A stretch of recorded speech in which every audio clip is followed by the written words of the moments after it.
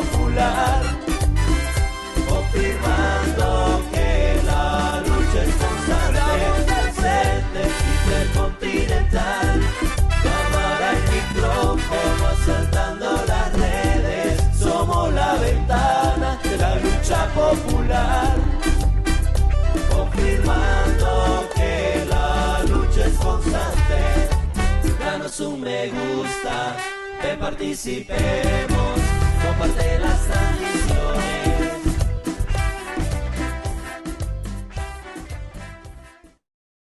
Muy buenas tardes, muy buenas noches o muy buenos días, dependiendo en qué zona horaria usted nos ven. Es para nosotros de suma satisfacción estar con ustedes de nuevo en este segundo conversatorio que tenemos este día. Vamos a tener a una compañera muy querida por todos nosotros del Frente Intercontinental y en especial del colectivo de comunicaciones de nuestra organización. Conmigo estará el compañero Marvin Izquierdo, que le pediremos que nos dé un pequeño saludo para todos ustedes que se están conectando. Les pedimos que por favor compartan los conversatorios porque los temas que se tocan son de sumo interés y también nos damos cuenta de cuál es la realidad de nuestro país. Así que Marvin, te dejo los micrófonos a ti en estos momentos para el saludo. Bueno, muchas gracias. Soy Marvin de Cantagallo, Chalate, actualmente residiendo en Toronto, Ontario. Y bienvenida a nuestra compañera, una lucha, digo compañera porque se mantiene la lucha, aunque ella es de una organización muy grande que está en el proceso de lucha ya en el campo, cabal, allá en El Salvador, poniendo el pecho, como decimos, ¿verdad? Y de cara al sol, pues, ¿verdad? Ahí estamos, gracias. Gracias, Marvin. Bueno, como ustedes habrán visto en la página del Frente Intercontinental, que está con nosotros la compañera Marisela Ramírez. Así que bienvenida, compañera. Así que le pedimos un saludo para todos los compañeros, amigos, simpatizantes que nos ven y que están deseosos de escuchar tanto a usted como, bueno, la información que nos dará. Así que adelante, compañera. Hola, buenas tardes, buenos días, buenas noches, buenas madrugadas a todas las personas que están sintonizando este programa del Frente Intercontinental. Para mí siempre es un placer poder acompañarle. De ahí de repente me pierdo, pero aquí ando, dando siempre vueltas, chicoteando, como dicen, brincando de un lado a otro siempre en el trabajo político y social, ¿verdad? Así que nada, un placer poder estar aquí con ustedes otra vez. Gracias, compañera. No, y cuando se nos pierde, por ahí la andamos buscando, pues definitivamente para que esté con nosotros. Vamos a pedir al compañero Marvin Izquierdo que nos haga la primera pregunta, en todo caso. Así que adelante, compañero Marvin. Bueno, más que una pregunta es, ustedes sacaron un comunicado como bloque de rebeldía y resistencia popular, ¿verdad? De lo que desde la óptica de ustedes y lo cual suscribimos, nosotros también pensamos que tiene que reunir unos requisitos mínimos, pues para que sea un proceso medianamente decente las elecciones. Quisiéramos que tú nos expusieras sobre ese tema, compañera Marisela. Adelante, por favor. Sí, bueno, comentar nosotros y nosotras hace ya un par de semanas sacamos una plataforma, perdón, en donde hacemos un contexto de la realidad para exigir el desarrollo de unas elecciones que sean libres, democráticas, transparentes, justas, como quieran llamarlo, ¿verdad? Y bueno, en esta plataforma, ya les mencionaba, desarrollamos toda una línea histórica, digamos, reciente, de las acciones que ha venido tomando este régimen de Bukele para concentrar y garantizar el triunfo total en las elecciones, ¿verdad? Un poco porque, bueno, ya lo habíamos venido señalando desde antes, cada una de estas acciones que vamos a poner como en orden de cronología, ya habíamos respondido como movimiento popular. Sin embargo, ahora se configura el panorama de manera más clara, ¿verdad? Decimos, no han sido hechos aislados. Por ejemplo, esto de la reducción de los municipios y las diputaciones tenían un trasfondo profundamente político, ¿verdad? Es decir, no es una reforma únicamente legal como se quiere ver, sino una reforma política que buscaba justamente trazar ese camino para que este régimen se perpetuara en el poder, ¿verdad? Y justamente viendo a esta mirada, digamos, nosotros y nosotras hacemos el planteamiento ahí que justamente los primeros elementos que fueron dando señales de este camino que ha trazado el gobierno, justamente está en la primera parte, digamos, de su plan, que fue en las elecciones de diputadas y diputados del año 2021, ¿no? Bueno, que en el 2021, en mayo del 2021, tomaron posesión. ¿Y por qué referimos la estrategia hasta aquel momento?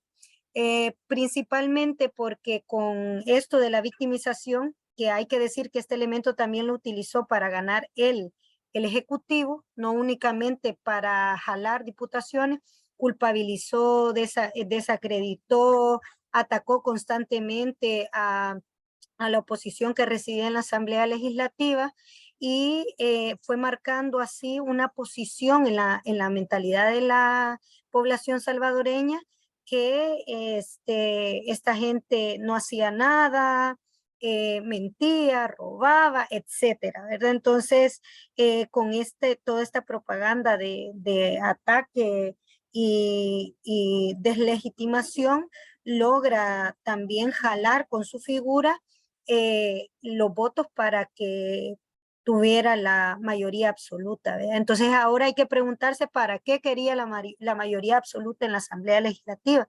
Eso se descubrió en el primer día que tomaron posesión las y los diputados que responden al gobierno. En las primeras decisiones están, en las primeras decisiones está sumamente explícito. Primero destituyen al fiscal, un fiscal que no era, digamos, totalmente nuestro amigo, pero que había abierto casos de investigación de corrupción a 17 funcionarios del gobierno de Bukele, por un lado, ¿no? Y por otro lado, destituye a los jueces de la Sala de lo Constitucional para poder empezar a meterse en este órgano de gobierno, y más adelante nos dimos cuenta por qué. Retoman, eso ya lo hemos hablado antes, ¿verdad? Retoman una demanda que hablaba sobre otro tema y que era en contra de una diputada o una candidata a diputada en ese momento. Retoman esa demanda y lo que hace la sala es reinterpretar y valida entre comillas, porque sigue siendo ilegal, sigue siendo inconstitucional, la postulación de Bukele para la reelección a la presidencia. Entonces, desde esos primeros hechos políticos se va trazando ya un camino más claro y una configuración sobre las intenciones de este gobierno para poder reelegirse y perpetuarse en el poder. Otro elemento importante sobre el tema de cambiar la sala y poner a jueces que respondieran al gobierno tiene que ver con la orden que le da a la Asamblea Legislativa de hacer una nueva ley del voto en el exterior. Y además no solo un órgano manda a hacer a otro órgano del Estado una ley, sino que hasta le puso plazo, le dijo, para esta fecha tiene que haber hecho tal ley en el exterior, vea. Y además, en este mismo proceso, todo esta configuración y todo este amaño que iba haciendo el TCE, el Tribunal Supremo Electoral, también va siendo jalado en ese mismo sentido. Es decir, solo había una persona al inicio del tribunal que hacía resistencia, y yo creo que ustedes lo tuvieron en algún momento en una entrevista, que es el doctor Julio Olivo, y de ahí el resto del tribunal respondía totalmente, ¿no? Y ahora pues sabemos que de imparcial no tiene absolutamente nada. Y bueno, asimismo en esta misma dinámica, la Asamblea, respondiendo al dictamen de la sala, aprueba una nueva ley de voto en el exterior y además modifica la circunscripción de San Salvador. Y voy a explicar esto porque utilizamos a veces estas palabras todas técnicas. Según el diccionario, la circunscripción es un territorio determinado en donde habita una cantidad de gente, ¿verdad? Por ejemplo, una circunscripción es el municipio de San Salvador, que sabemos que tiene determinada medida y que habitan en el municipio de San Salvador determinada cantidad de personas. Entonces, al modificar justamente la ley del voto en el exterior, como lo que se aplica ahí es que quienes viven fuera del Salvador y emitan su voto, ese voto que emitan, que por cierto se aprobó que fuera con DUI y pasaporte vencido, se iba a concentrar el voto en San Salvador, ¿sí? En San Salvador municipio, y eso rompe con justamente la lógica de la circuncisión, se me cuesta decir esa palabra, la circunscripción es la palabra. Entonces rompe con esa dinámica y por lo tanto todo el voto del exterior ahora se recibe o se contabiliza en San Salvador. Bueno, entonces son todos estos elementos importantes de contextualizar porque justamente han jugado un rol este cambio tanto en la configuración de la Asamblea Legislativa como la Sala de lo Constitucional, ¿verdad? Y finalmente, o sea, ya dimos varios pasos. Primero, a través de negarle la deuda política a los partidos políticos de oposición, levanta una campaña con recursos del Estado en contra de los partidos de oposición, se victimiza y dice que no lo dejan trabajar y no le hacen nada, logra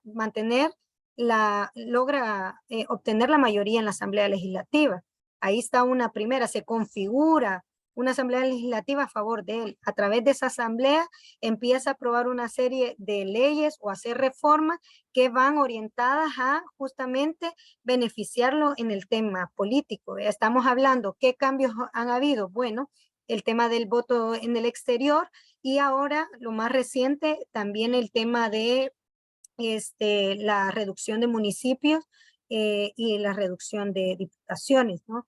Entonces, y por otro lado, el otro paso también fue cambiar a la sala, que la sala sirvió como instrumento para habilitar una reelección que está prohibida categóricamente por la Constitución en más de un artículo y asimismo ordenar, rompiendo con la separación de los poderes, a la Asamblea Legislativa que cree leyes en favor o en beneficio de el gobierno. Entonces, todos estos pasos ahora se consolidan en un momento político en donde resulta la oposición del gobierno va a ir a unas elecciones en donde se ha modificado totalmente el tamaño de las circunscripciones de los municipios, ¿verdad? Es decir, ya no son 262 municipios, sino agrupan una serie de municipios y los vuelven como regiones, ¿verdad? Violando totalmente el tema, incluso ahí hay una violación severa al tema de la identidad, porque la gente, por ejemplo, de un territorio determinado, por ejemplo, la gente de Izalco, tiene incluso hasta su forma de llamar, ¿verdad? Según su zona de residencia, es izalqueño o izalqueña. Entonces, cambiando la modificación, esa circunscripción o el tamaño de ese espacio físico, también cambia la identidad de la población de esa zona, ¿no? Entonces, hasta ese nivel. Y con esto hay que decir que responde precisamente porque el tema de la reducción de los municipios también atendía, y hay que decirlo categóricamente, a que había tenido bastante desgaste el gobierno, ¿verdad? Es decir, que los alcaldes que ya habían, que de la mayoría de los 262 municipios en las elecciones de 2021, la mayoría las había sacado el partido Nuevas Ideas, y mucha gente en el territorio estaba descontenta del trabajo que estos alcaldes habían desarrollado. Entonces, el gobierno sabía que venía un revés político en el territorio. Entonces, la modificación de estos municipios responde justamente a el temor de perder el control del territorio, porque esta modificación lo que mandata es, les decía, unir cierta cantidad de municipios y nombrarlos, por ejemplo, San Salvador Centro. Tales municipios del departamento de San Salvador pasaron de ser una X cantidad, 20 tantos municipios, a ser solo 3, digamos, municipios, ¿verdad? Centro, sur, creo que era el otro, y norte, una cosa así, ¿verdad? Entonces, eso permite también modificar la forma de emitir el voto. Y los que antes eran municipios pasan a ser como distritos. Distritos, al final de cuentas, son elegidos por presidente, violando totalmente el derecho de las personas de un determinado territorio a elegir a quien quiere que administre los recursos del Estado en este espacio determinado, ¿no? Ahora ya no lo elige la población que vive en cierta zona, sino que lo va a elegir el presidente. Entonces, además de eso, hay el tema también de la reducción de los diputados. Ha metido un discursito que son corruptos, que se gasta mucho dinero ahí. El trasfondo, por supuesto, también es político y va orientado, más allá de la reducción de los diputados como tal, orientado a cambiar la fórmula de cómo se van a contar los votos. Pasa de un sistema de conteo a otro, un sistema de conteo que permitía que los partidos políticos minoritarios a través de los residuos alcanzaran algunos escaños dentro de la Asamblea Legislativa. Y ahora con la reforma a esta fórmula de conteo, resulta ser de que quien sale ganando ya en el conteo total es siempre el partido mayoritario. Entonces anula la posibilidad de que partidos pequeños puedan acceder a estos puestos de poder, ¿verdad? Y además utilizan todo este concepto de la negación de los acuerdos de paz, ¿verdad? Y esto se empezó a implementar desde la entrada de este gobierno, negando totalmente el sentido democrático que tuvo y la importancia democrática que tuvo los acuerdos de paz, que en algún momento también lo hablábamos. No solo es el fin de la guerra per se, sino que implicaba, uno, la creación del Tribunal Supremo Electoral, dos, creaba también, permitía la incorporación de una estructura guerrillera y la formalizaba como un partido político. Lo otro es que eliminaba más de la mitad del ejército, sí, se creaba la Policía Nacional, sí, es decir, fue una serie los acuerdos de paz sintetizan al final una serie de decisiones políticas que democratizaban el país, que permitían un poco más de pluralidad y también de contrapeso a la forma del gobierno, ¿no? Entonces, todo esto fue totalmente reformado por el presidente, por su clan gobernante, en un sentido de tratar totalmente de aniquilar a la oposición política, tanto a nivel ideológico y cultural, porque niega todo este proceso de construcción democrático que se sintetizan en los acuerdos de paz, pero además los anula en las posibilidades de poder competir en elecciones realmente transparentes y realmente en condiciones que permita dar una batalla fuera del fraude, porque esa es la cuestión, ¿verdad? No es solo que está violando la Constitución porque ha metido su candidatura y va como candidato a la presidencia en una segunda vuelta, sino que además ha hecho una reforma política que garantiza el fraude electoral, ¿verdad? Entonces, eso como primer elemento el análisis que planteábamos nosotras en la plataforma. Sí, mira, yo de tu análisis, el cual suscribo y coincido plenamente, deduzco que este gobierno, uno, lo que hizo desde que llegó comenzar a concentrar poder a través de poner gente violando todo proceso, porque a mí me podrán no gustar los magistrados que tenía la corte anterior, pero no se les hizo el debido proceso, pues no, que dijo, ya no van estos, hoy van estos, que me son fieles a mí, ¿verdad? Y comenzó a utilizar la asamblea y comenzó a hacer de una república donde tiene que haber pesos y contrapesos y por lo menos garantizar tres poderes, casi que una monarquía absolutista al estilo de las monarquías del Golfo Pérsico que están, ¿verdad? De que un solo monarca pues, decide eso por un lado, y en el tema electoral, deduciendo por todo ese análisis que tú nos has hecho, yo deduzco que primero jugar con los dados cargados, como decimos en buen salvadoreño, o sea,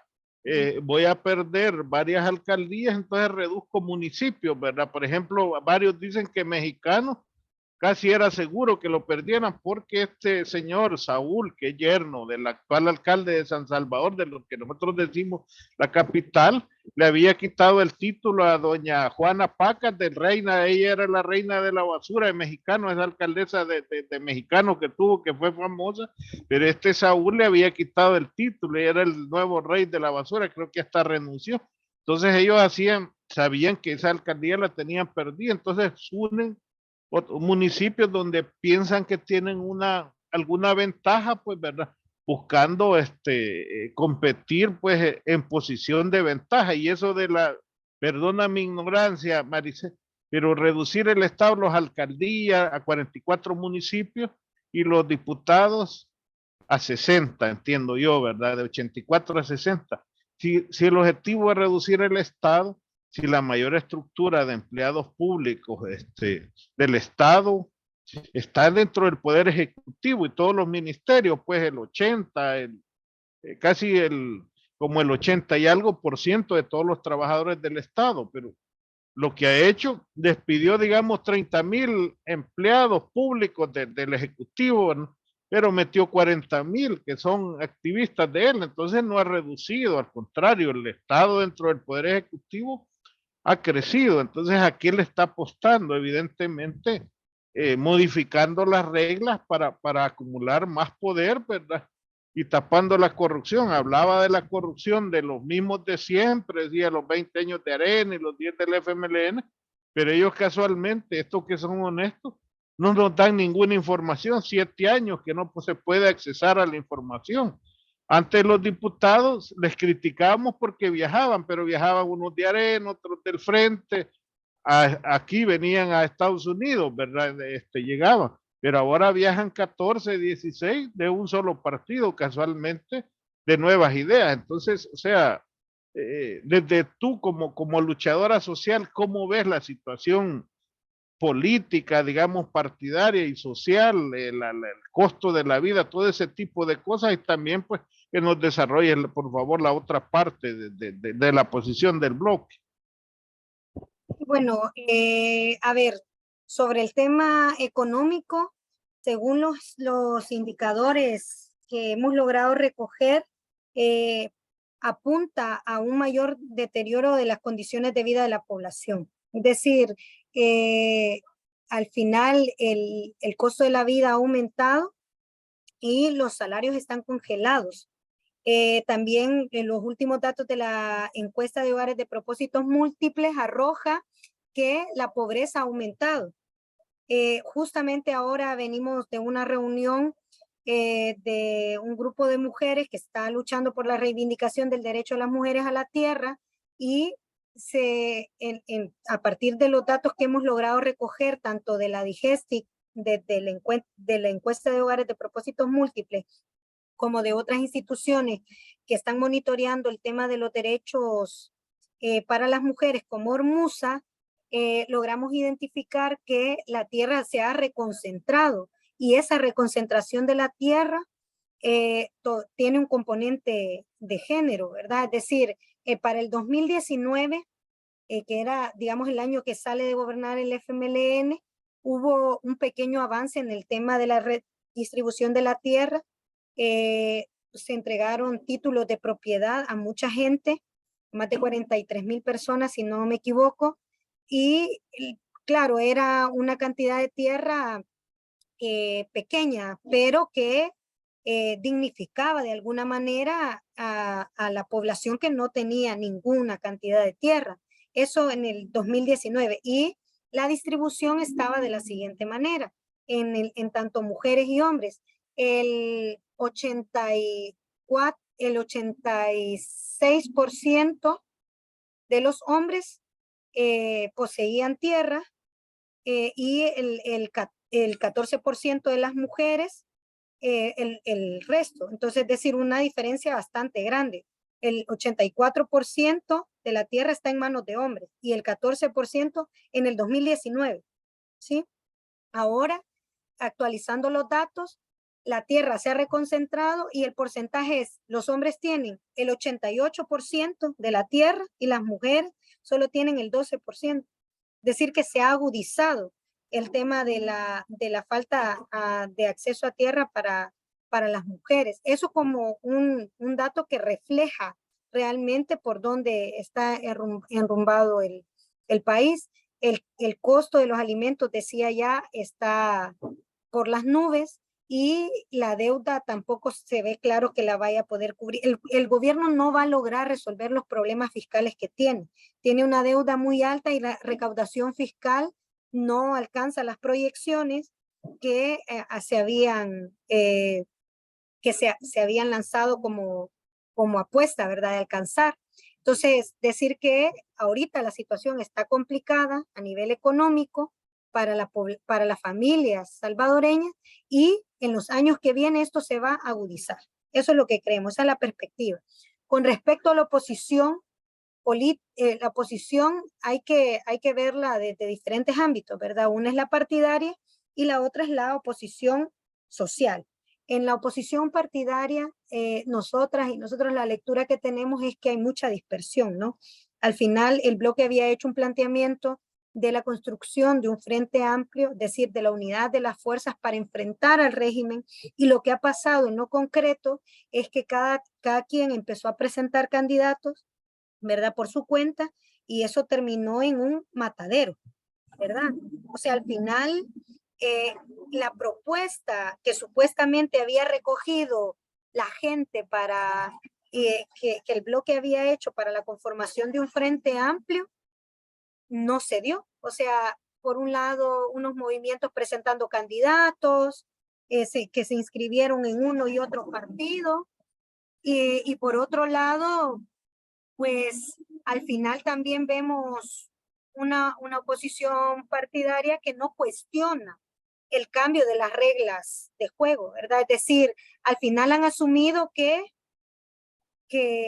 a pesar de que han cambiado las reglas del juego, no van a denunciar ese fraude que está cometiendo el gobierno, ¿verdad? Entonces hay también, desde nuestra perspectiva, bastante debilitamiento, y en la medida en la que haya dispersión, eso no se va a modificar, ¿sí?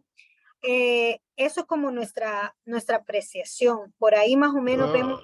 Sí, Pero mira, de lo que, perdón, Daniel, ¿quieres decir algo? sí, no solamente preguntaré a la compañera cómo ellos ven en realidad a la población salvadoreña que bueno, nosotros estamos viendo también este problema que se está dando. Para nosotros es bien preocupante, pues, de que no, las organizaciones populares, algunos compañeros no lleguen y no miren o no tengan esa percepción que solo la unidad es la única que puede vencer, pues, en este momento al sistema y se puede tener las violaciones a las que el régimen está sometiendo a la población. Pero mi pregunta va en sentido, ¿cómo ves tú, compañera, de que la población, hay un auge en estos momentos de quererse organizar o se está enfriando o el gobierno está tratando la manera de detener prácticamente la Ok, militancia? esa fue la otra parte que se me quedó. Hablé de la oposición partidaria. Hay dispersión, viene un proceso electoral que ha sido impuesto unas reglas del juego totalmente adversas a la oposición partidaria y la capacidad de respuesta frente a eso creemos que no por lo que esperamos, nosotros esperaríamos que realmente la oposición estuviera fortalecida, sobre todo el instrumento que nos identifica, pero la realidad es otra, ¿verdad? Entonces, para eso la respuesta es la unidad. Sobre el movimiento popular, yo creo que ha venido desarrollándose justamente la consolidación de un esfuerzo de articulación importante y que ha sido el movimiento popular al final el que ha dado la batalla más fuerte en las calles. Esa es nuestra impresión y no lo digo solo por el bloque, no estoy alardeando del espacio al que pertenezco, lo digo con toda la transparencia y la sinceridad y reconociendo también los aportes que han dado el resto de organizaciones, por supuesto, que no están en el bloque, o el resto de esfuerzos y agrupamientos que no están en el bloque, que también han aportado en esa batalla de la lucha social, ¿verdad? Entonces creo que sí se ha desarrollado, se ha fortalecido y ha sido este instrumento el que ha confrontado directamente y ha dado la batalla política, ¿verdad? Eso por un lado. Y por otro, es que también parece curioso, pero justamente la conclusión que sacamos de que es el movimiento el que está más fortalecido es porque el régimen está tratando de asfixiar al movimiento por todos los medios, no solo con retenes militares para evitar que la gente llegue a las marchas, luego aprobó un régimen de excepción para perseguir y encarcelar a la oposición, mete presos a sindicalistas, etcétera. La semana pasada yo di una entrevista en un canal de televisión nacional aquí y emití una opinión y el diario oficial del partido que ahora gobierna publica la nota respondiendo a mi declaración y visibilizando en todo caso o tratando de sacarle la vuelta, ¿verdad? Es decir, eso es un signo de que al gobierno le preocupa. Eso tampoco quiere decir que el movimiento está totalmente fortalecido. Yo creo que nos falta avanzar más, pero es un signo de preocupación. Porque si vos querés realmente ningunear a tu adversario político, entonces lo ignorás, ¿verdad? O sea, mejor no le prestas atención, pero retoman una entrevista, la publican en sus páginas oficiales y luego a la mañana siguiente sale la nota en su diario oficial. Entonces eso es un signo. Les está preocupando lo que estamos diciendo nosotros y nosotros. Y le está preocupando porque no solo es lo que estamos diciendo aquí, sino lo que estamos trasladando fuera del país, ¿sí? Entonces, eso es parte de justamente de los signos que nos da que el movimiento está llevando la ofensiva ahí, está avanzando, se está consolidando. Desde mi punto de vista hay una combinación de cosas, Daniel.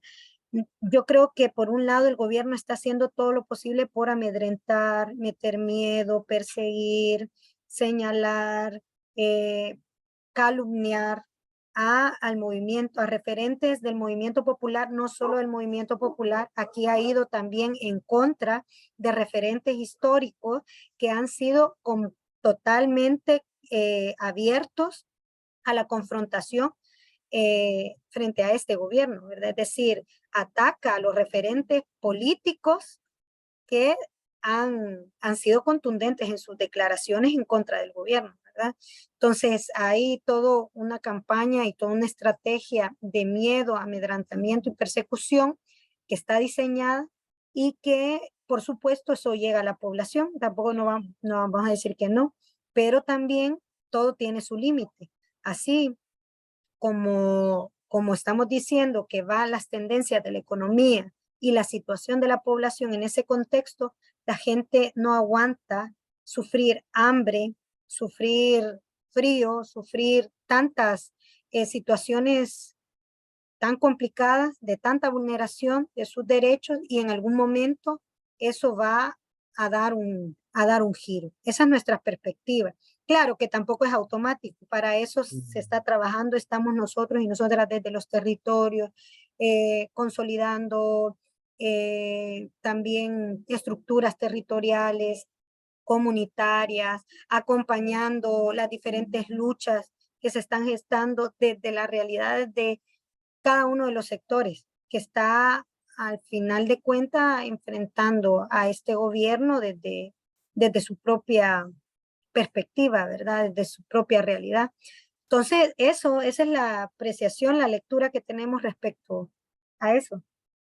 Marvin.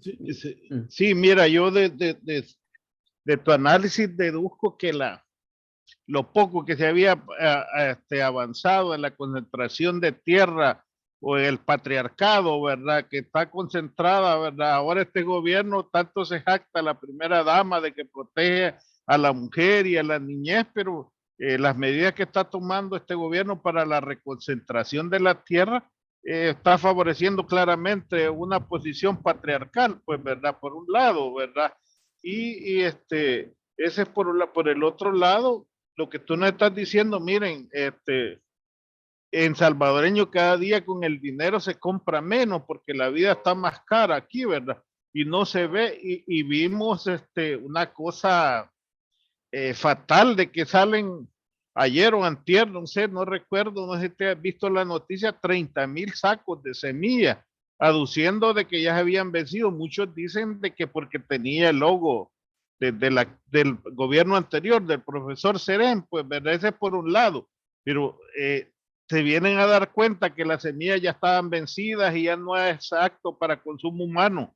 4 años y meses después, man, o sea, aquí estamos apostando en un país que se necesita dar incentivos a la agricultura, a la ganadería, porque está el fenómeno del niño que le dice, o sea, hay un invierno seco va a ser, pues entonces eso va a generar una crisis, por supuesto, eso tiene sus consecuencias en mayor presión social, ¿verdad?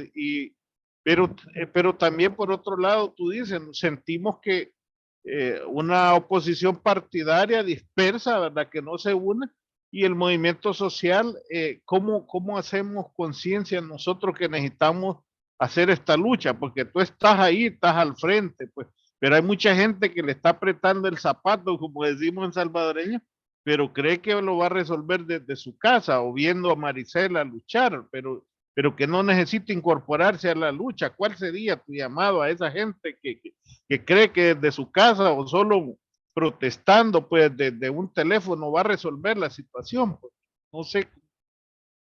Bueno, nosotros y nosotras siempre estamos llamando a la población que pueda sumarse a las actividades pequeñas desde cualquier lugar, ¿verdad?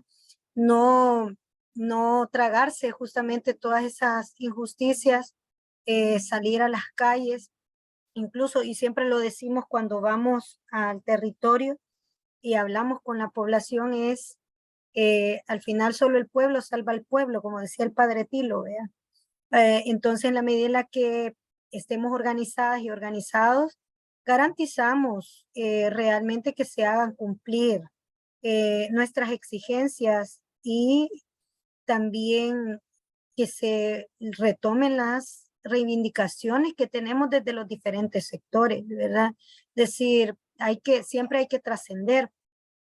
Y si no trasciende la gente por iniciativa propia, el mismo contexto nos hace avanzar. Eso siempre ha sido así históricamente, ¿verdad? Es decir, como dice el dicho, ¿verdad? No hay mal que dure 100 años ni pueblo que lo resista. Entonces, yo creo que es también en esa misma dinámica, sabemos que estamos del lado correcto de la historia y que tarde o temprano también la gente va a ir, la gente que tiene todavía los ojos vendados con el color cian va a ir un poco despertando y reconociendo eso, ¿verdad?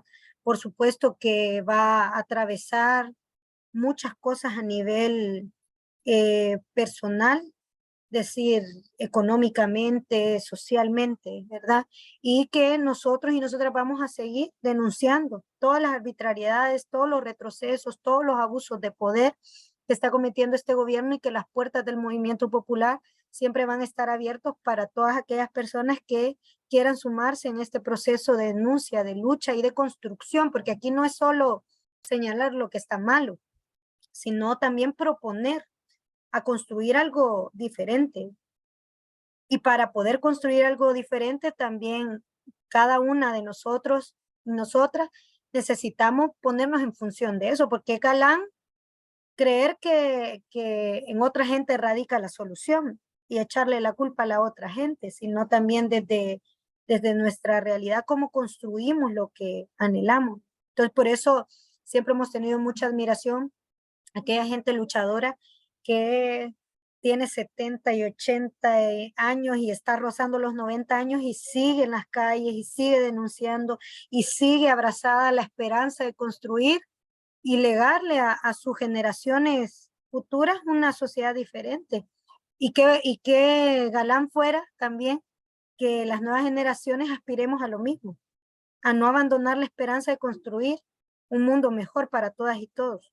Entonces yo creo que eso es, la invitación siempre tiene que ser en perspectiva positiva, ¿verdad? De no renunciar a la posibilidad de construir algo mejor para todas y todos. Bueno, sabes, yo quisiera pasar a un tema y quisiera que nos diera alguna información, y es a un encuentro que ustedes fueron a un movimiento, a movimientos sociales que se llamó Foro de Nuestras Américas en Honduras. Nosotros supimos que anduvieron por ahí, pero no tenemos mucha información. Quizás tú nos podrías dar un poquito, a grosso modo, qué pasó ahí, cómo estuvo. Sí, bueno, comentarles que desde el triunfo del Libre en Honduras y la toma de posesión de la presidenta Xiomara Castro, pues algunas organizaciones del movimiento popular participamos en esa toma de posesión porque reconocemos un gobierno con un carácter diferente y que abre también las esperanzas no solo en Honduras, sino en la región. Entonces empezamos a tener algunas pláticas de la necesidad de reconstruir el tejido de la solidaridad entre los pueblos de la región, ¿verdad? Entonces, eso estamos hablando que fue 2021, 2022, tuvimos el primer precongreso y ahí afinamos algunos detalles sobre este encuentro. Al principio se veía como un encuentro más mesoamericano, es decir, de México hasta Panamá, pero al final resultó que la solidaridad traspasa siempre más fronteras, ¿verdad? Y no podemos reducirnos a un espacio quizás tan pequeño. Así que terminamos participando alrededor de 13 países en este encuentro. Hubo representación de México, de Nicaragua, de México, Honduras, de México, Guatemala, Honduras, El Salvador, Nicaragua. Hubo personas de Panamá, de Colombia, de Bolivia, de Venezuela, de, ¿quién se me queda? Haití. Y bueno, por ahí quizás otro país que se me queda. Se conformaron algunas mesas de discusión sobre temas, digamos, que atraviesan a todos los movimientos sociales, por ejemplo, mujeres y feminismo, defensa del territorio, que ahora, por cierto, lo estamos viviendo muy fuerte aquí en El Salvador, el tema de la educación, el tema de sindicatos, etcétera. Entonces, se desarrolló del 28 al 30, no, del 27 al 29, al 29 de junio. Y bueno, participó una delegación bastante grande de El Salvador, como 50 personas. De las 50 personas que fuimos desde El Salvador, pues más de 35 del Bloque de Resistencia y Rebeldía Popular y organizaciones aliadas, ¿vean? Y bueno, fue en realidad una experiencia muy bonita. Logramos dar un posicionamiento sobre el tema de El Salvador y también logramos que muchas de las organizaciones del movimiento popular que participaron ahí retomaran nuestra denuncia y sean voces replicantes en sus países sobre la situación en El Salvador. Así que fue totalmente muy buena experiencia. Marvin. Correcto, compañero, sí, por ahí te vimos, es importante este encuentro, pues, y también vamos a hacer mención que siempre decimos que íbamos a tocar el punto, pero hace poco fue el foro, entiendo que por razones de agenda no pudieron ir ustedes, pero tú tuviste la experiencia anterior cuando fue en Venezuela, ¿verdad? Como que es otro espacio, pues, de lucha social y en el cual estás, y nos gustaría también, porque la gente cuando dice el bloque piensa que es un solo grupo de gente, que no es una agrupación de un montón de organizaciones. Básicamente, quienes conforman el bloque, así a grosso modo, no sea, digamos, hay organizaciones de mujeres, sindicatos, etcétera. ¿Qué es el bloque y cómo se puede integrar la gente? Bueno, el bloque es una articulación de 34 organizaciones del movimiento popular de 12 diferentes sectores, ¿verdad?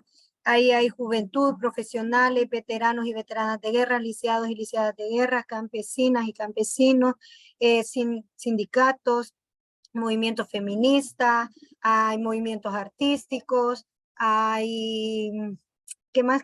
Comunidades, hay también comités eclesiales, hay, se me queda quizás uno que otro por ahí. Somos 12 sectores al final representativos y que la aspiración que tenemos es poder, uno, denunciar todos los retrocesos que hemos venido sufriendo en nuestro país y seguir poniendo como el dedo en el renglón sobre lo que está mal. Y además también proponer alternativas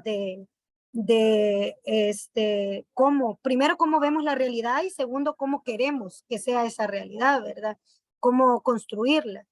Y bueno, para poder incorporarse al bloque, pues hay solo que tener disposición, ¿verdad? Nosotras hemos estado un poco motivando a que puedan fortalecerse las organizaciones que son parte. Por ejemplo, si sos joven, si estás estudiando en la Universidad de El Salvador, entonces te invitamos a que te incorpores a la FEB, por ejemplo, a la Fuerza Estudiantil Salvadoreña, que forma parte del bloque de resistencia, una forma de militar ahí. Pero si por otro lado vos estás en tu comunidad y lo que te gusta es el rollo de lo artístico, tenés habilidades para tocar un tambor o qué sé yo, también podemos invitarte a que puedas ser parte de una batucada y luego es otra forma de participar. Es decir, no son únicamente las formas tradicionales, ¿verdad? Que conocemos de organización, sino hay diversidad. Si a vos lo que te interesa es la formación y querés explorar más sobre el tema de las desigualdades de género, la discriminación y la violencia contra las mujeres, te invitamos a formar parte de las organizaciones feministas que son parte del bloque, que ahí están toda la resistencia feminista. Si vos trabajas en una maquila, etcétera, no estás sindicalizada, que busques. Ahí tenemos algunos sindicatos también que forman parte del bloque. Por ejemplo, tenemos a FESTRA Jusal, el Frente Social y Sindical, FENTRAS, son algunos de las federaciones que forman parte de nuestro agrupamiento. Y luego con el tema del foro de Sao Paulo, pues no pudimos participar. Principalmente el foro de Sao Paulo es mayoritariamente una reunión de partidos políticos, progresistas, de corte progresista, de izquierda, pero ya habíamos recibido una invitación. En noviembre del año pasado estuvimos en Venezuela participando hubo mucha recepción sobre nuestro planteamiento y sobre nuestras denuncias. Y este año fue complicado poder asistir, justo chocaba lo del encuentro en Honduras con también el foro de Sao Paulo. Sin embargo, el foro sacó una declaración en favor de El Salvador denunciando la ilegalidad de la Sala de lo Constitucional que ahora está en el país y además también denunciando el fraude electoral y la candidatura ilegal de Bukele, ¿verdad? La presidencia. Entonces, a pesar que no tuvimos presencia física, El Salvador fue un tema de debate y discusión dentro de este conglomerado de partidos políticos que también hacen la lectura sobre la situación de nuestro país. Por ahí. Bueno, yo creo que con lo que tú aclaraste con la primera pregunta que hizo el compañero Marvin de que cómo se podía uno formar parte de lo que es el bloque, yo creo de que con todo lo que tú dijiste no hay un pretexto para que uno diga, no, yo no puedo, no entro ahí. Sí, hay una gama de actividades, de sectores. Me imagino que uno se siente bien porque eso es una de las cosas bien importantes cuando uno llega por ahí y se encuentra a los compañeros, que uno se siente tremendamente bien recibido. Entonces, sí, bueno, como tú decías, los viejitos de 80 años, refiriéndote a Marvin, vea, yo me acuerdo que cuando estábamos por ahí jóvenes y estábamos ahí por Ajegus, por diferentes tugurios y todo, es que era cuando uno se reunía ahí, es que son cosas inolvidables que creo que si nosotros podríamos hacer jóvenes de nuevo, creo que entraríamos de nuevo a eso, porque es bien importante. No sé, Marvin, si tienes otra pregunta y si no, pues iríamos cerrando el No, conversatorio. también preguntarle, porque digamos ese es para la gente ya presencial, pero vemos una gran cantidad de salvadoreños en el exterior, diáspora, como cada quien le quiera llamar, pues, ¿verdad? Unos dicen salvadoreños viviendo fuera. ¿Cómo podemos apoyar, compita, toda esa lucha que tienen ustedes, el Movir, etcétera, Misión, tantas organizaciones, pues, que tienen unas que forman parte y otras que son aliadas de ustedes? ¿Cómo se puede apoyar todo ese proceso desde el exterior, pues? Bueno, miren, nosotros y nosotras les invitamos a que sean parte de todas estas estructuras que ya existen también, ¿verdad? Súmense al Frente Intercontinental, que por supuesto ha estado totalmente dándole seguimiento a todo el tema de El Salvador. Tienen este programa tan bueno que al final también ayudan a romper un poco el cerco mediático impuesto por el gobierno. Hay otras estructuras, si es un poco complicado contactar aquí con alguno de los compañeros o compañeras o conocen otras estructuras en otros países, siempre la buena intención está. Sabemos que hay por todo el mundo gente que quiere siempre apoyar y acompañar este proceso de lucha que estamos llevando aquí y por supuesto siempre son muy bien recibidas y recibidos los apoyos desde los más pequeños hasta los más grandes que recibamos a nivel de difusión, a nivel de contenido, a nivel de lo que sea. Para nosotros es de verdad muy significativo. Estamos enfrentando un momento en la que un granito de arena puede decantar la balanza para darle un giro a nuestro país. Entonces, todos y todas jugamos un papel, ¿verdad? En esto. Así que les invitamos a que puedan tratar de contactar a los amigos, amigas que están en el exterior y que ya están, ustedes tienen suficiente experiencia de estar organizados ya en este instrumento y creemos que son ustedes los que dan también, marcan el ritmo a nivel en el exterior porque son los que conocen la dinámica y también las posibilidades, los límites que tienen y también los alcances que pueden llegar a tener, ¿no? Entonces eso, por ahí veo yo la participación de la gente. Contáctenos, déjennos sus datos para que platiquemos, si quieren profundizar más sobre diferentes temas, estamos abiertos a debatir, a platicar, a analizar la realidad y pues a seguir fortaleciendo este volado, como decimos aquí. Gracias. Correcto. Y no, y cuando se hacen marchas, pues parece mentira, pero se necesita toda esa logística que implica también una cosa que nos podemos sumar, yo lo digo a título personal, como salvadoreños exterior, dando nuestra pequeña colaboración, que necesita comprar cajas de agua, que necesita pagar buses para los transportes. Miren, nosotros lo que vimos fuera con 20, 25, 50, $100, 1000, que tenga 1000. O sea, de nuestro pequeño aporte, pues a toda esa lucha, lo que creemos en la lucha social, debemos de generar aportes, pues no solo comunicacionales, sino que eso lleva, pues un sonido, un grupo, pues hay que, o sea, es una implicación, porque para un salvadoreño es fácil decir, pero a veces la gente quiere venir del pueblo tal o del cantón tal, pero muchas veces no tienen los medios económicos para movilizarse, pues entonces todo ese tipo de cosas, pues debemos nosotros como salvadoreños que vivimos fuera apoyar, porque al final somos una sola nación, ¿verdad? No sé cómo lo ves vos, Daniel.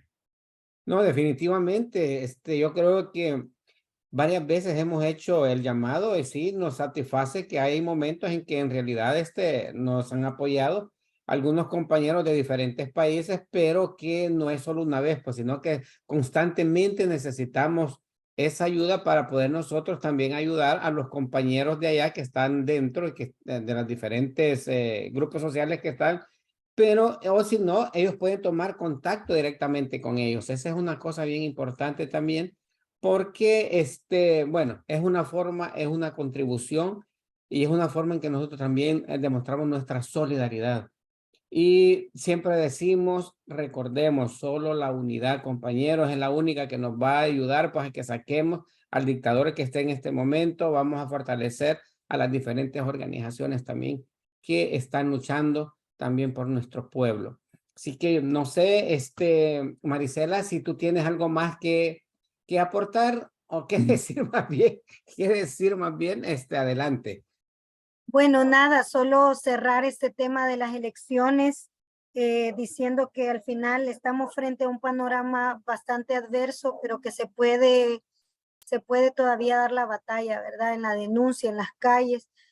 Nosotros realmente creemos que pudieran celebrarse unas elecciones transparentes y realmente democráticas en la medida en la que este gobierno suspenda el estado de excepción, que además ha sido utilizado con una connotación política evidente, que pueda anular todas las leyes aprobadas que reducen los municipios y las diputaciones y que cambian la circunscripción, ahora sí lo dije bien, de los municipios y la forma del conteo de los votos, asimismo que se anule la resolución de la sala que habilita a Bukele a reelegirse. También en este proceso electoral hay que exigir que haya vigilancia internacional en todo el proceso, ¿verdad? También una auditoría y control por parte de la Junta de Vigilancia, así como también que se cumplan las reglas de la propaganda y el financiamiento, ¿verdad? Porque yo decía al inicio de mi exposición, al final el gobierno negó la deuda política y con los mismos fondos o recursos del Estado hay indicios fuertes que ellos hicieron su campaña, ¿verdad? Y además que puedan realmente garantizarse la celebración de sufragios transparentes, y el sufragio no es solo el derecho a elegir a quien nos representa en estas instituciones del Estado, sino también a ser electo. Con la reducción de los municipios se le niega y atropella el derecho de la gente que estaba ya había empezado sus procesos internos de postulación a alcaldes de su municipio correspondiente. Es decir, nosotros y nosotras estamos bajo un contexto totalmente desigual y que los resultados van a ser totalmente en perspectiva muy desalentadores, sobre todo porque se consuma un fraude, ¿verdad? Al final ha modificado las reglas. Llamamos a la unidad de la izquierda, de las fuerzas democráticas y de todas las fuerzas progresistas a que sigamos trabajando el tema de la conformación de un instrumento de batalla política social de calle que pueda defender el derecho de todas y todos los salvadoreños a vivir una vida digna, en libertad, en equidad, con procesos transparentes y además de poder impulsar una plataforma también de reivindicación y dignificación de la vida de la población salvadoreña. Ese es el llamado al final, ¿verdad? Estamos diciendo, insistiendo constantemente, el tema de la unidad es trascendental para enfrentar esto. La organización comunitaria, la organización territorial, la organización sectorial es fundamental para enfrentar esta situación de crisis económica que se nos viene encima y la agudización de la persecución política y la perpetuación del poder de este clan gobernante. Eso sería únicamente. Gracias, compañera. Las gracias por este tiempo que tú siempre nos das a nosotros. Yo sé que somos de tu preferencia. Te agradecemos mucho. Te agradecemos mucho por eso. Así como los demás compañeros también, a Frank y todos saludos por ahí a los compañeros que siempre estamos pendientes de ustedes. Así que bueno, nos vamos a ir despidiendo ya del programa. Fue de mucho interés toda la información que tú nos diste. Así que Marvin, no sé si es tiempo para que te vayas despidiendo, digo, del programa. Bueno, muchas gracias. Yo soy Marvin de Cantagallo, Chalate, actualmente residiendo en Toronto, Ontario. Gracias, Marisela, por esa, gracias, compita, por esa claridad, ¿verdad? Ideológica, política ideológica que tenés. De eso se trata, pues ha sido un honor tenerte. Saludos a los compañeros, a Fran, a Sonia, a Samuel y a todos los demás compañeros, ¿verdad? Saludos y gracias a todas las personas que se conectaron con nosotros. Gracias, mi nombre es Daniel Hueso desde Suecia. Un saludo para todos a ustedes, compañeros que están con nosotros. Bueno, acá en Europa yo sé que muchos están por ahí despiertos y nos están viendo. Gracias a todos ustedes. Compartan y de una vez invitarlos para el día de mañana.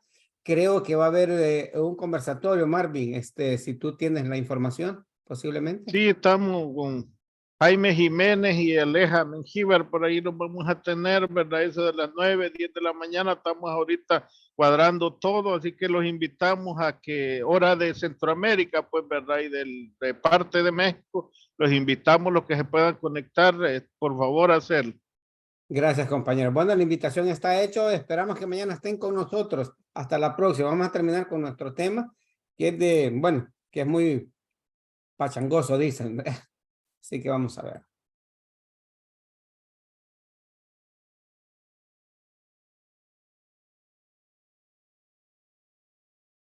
Somos el Frente Intercontinental, cámara y micrófono saltando las redes. Somos la ventana de la lucha popular, confirmando que la lucha es constante.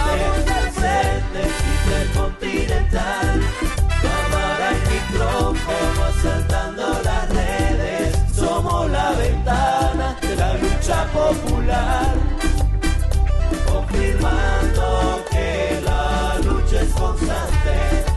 Danos un me gusta, participemos, comparte las transmisiones.